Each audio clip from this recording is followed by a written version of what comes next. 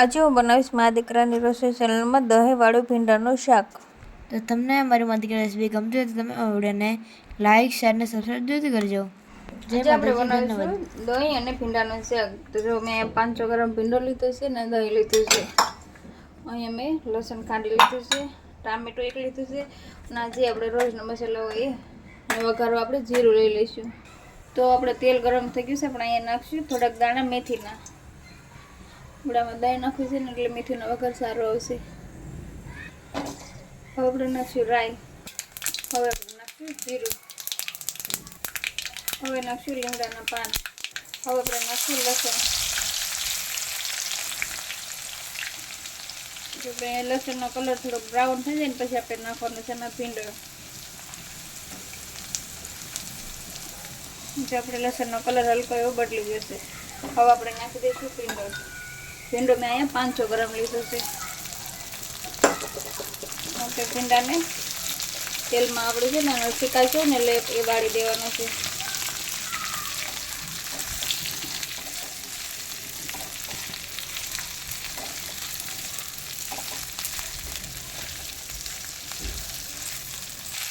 હવે આપણે નાખી દઈશું નમક.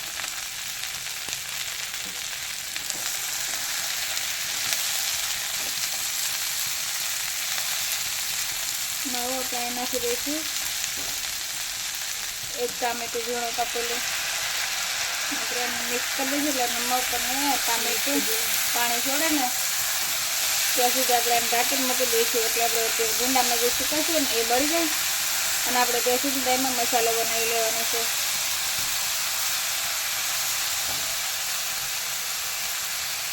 હવે આપણે અહીંયા ઢાંકીને મૂકી દઈશું ધીમા ગેસ ઉપર, ત્યાં સુધી આપણે દહીંનો મસાલો બનાવી લઈએ.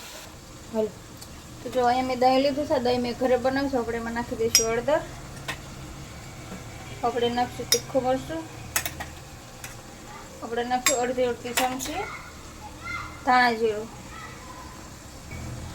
અને નમક આપણે ભીંડામાં પણ નાખીશું એટલે આપણે અહીં નમક જોઈને નાખીશું.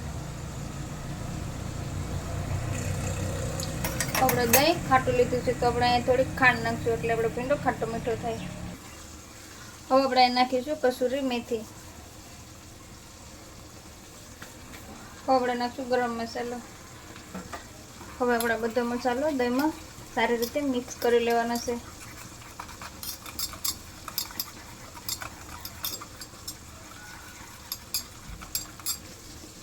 હવે આપણે અહીં નાખીશું કાશ્મીરી મરચું કલર માટે ને એમને પણ આપણે સારી રીતે મિક્સ કરી દેવી જો આપણે શાકનો કલર સારો આવે.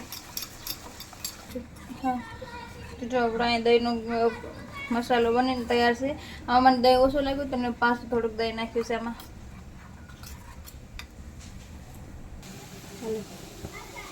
જો તો આપણે અહીંયા ભીંડાનો બધી રીતે લેવું હોય ને શેકાશી એ બધું વળી ગયું છે અને ભીંડો આપણે સારી રીતે શેકાઈ ગયો છે. હવે આપણે એમાં નાખી દઈશું દહીંનો મસાલો.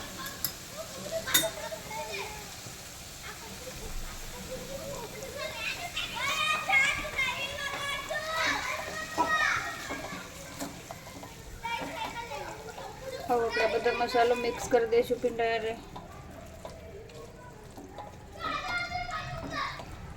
હવે આપણે અહીંયા દહીં નાખ્યું છે એટલે આપણે ભીંડાને હલાવતા રહીશું કે આપણે છે ને દહીં પાણી જેવું થઈ જશે એટલે આપણે થોડી વાર આ રીતે ધીરે ધીરે ધીમો ગેસ રાખીને હલાવતા રહીશું. હવે આપણે અહીંયા ગેસ ધીમો રાખીને છે ને આપણે ઢાંકી દઈશું 5 મિનિટ જેટલું. જો તો આપણે અહીંયા ભીંડો બની ગયો છે, થોડી ગયો છે, જો આપણે દહીંમાંથી તેલ છૂટું પડી ગયું છે ને આપણો મસ્ત એવો ભીંડો તૈયાર થયો છે દહીંવાળો. હવે આપણે નાખી દઈશું લીલા ધાણા. તો આપણે આ દહીં ભીંડા બનીને તૈયાર છે. તો અમારો આ શાક બની તૈયાર છે. તો અમે અમારા દીકરાની ચેનલને સબસ્ક્રાઈબ કરવાનું ભૂલતા નહીં. જય માતાજી, ધન્યવાદ.